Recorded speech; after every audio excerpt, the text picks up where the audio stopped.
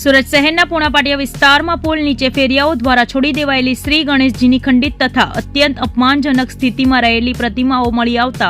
ધાર્મિક લાગણીઓને ઠેસ પહોંચે તેવી ઘટના સામે આવી છે. ધૂળ માટી અને અશુદ્ધ સ્થળે રજળતી હાલતમાં રહેલી આ પ્રતિમાઓની જાણ થતા ઉધના વિસ્તાર સ્થિત સાંસ્કૃતિક રક્ષા સમિતિ સંચાલિત શ્રી માધવ ગૌશાળાના ગૌસેવકો તાત્કાલિક ઘટના સ્થળે પહોંચ્યા હતા અને ગુપ્ત નવરાત્રી દરમિયાન આવતી શ્રી ગણેશ ચતુર્થીના પાવન દિવસે તારીખ 22 જાન્યુઆરી 2026ના વહેલી સવારે શ્રી માધવ ગૌશાળાના અધ્યક્ષ શ્રી આશીષભાઈ સૂર્યવંશી તથા ગૌસેવક દ્વારા સનાતન ધર્મના આરાધ્ય અને પ્રથમ પૂજ્ય એવા શ્રી ગણેશજીની અપમાનજનક રીતે તરછોડાયેલી 450થી વધુ પ્રતિમાઓને શ્રદ્ધા અને સંસ્કાર સાથે એકત્ર કરી દરિયા કિનારે વિધિવત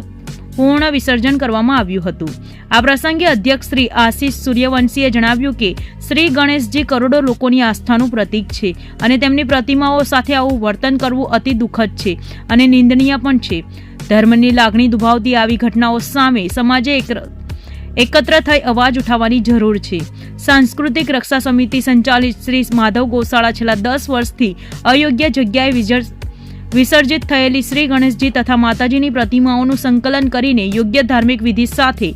પૂર્ણ વિસર્જન કરતી આવી છે. સમિતિ દ્વારા નાગરિકોને અપીલ કરવામાં આવી છે કે ધર્મ અપમાન સામે જાગૃત બનીને અવાજ ઉઠાવે તેમજ પ્રશાસનને વિનંતી છે કે ભગવાનની પવિત્ર પ્રતિમાઓને રજળતી હાલતમાં મૂકી દેનારા ફેરિયાઓ સામે કડક કાર્યવાહી કરે તથા પીઓપી મૂર્તિઓ પર પણ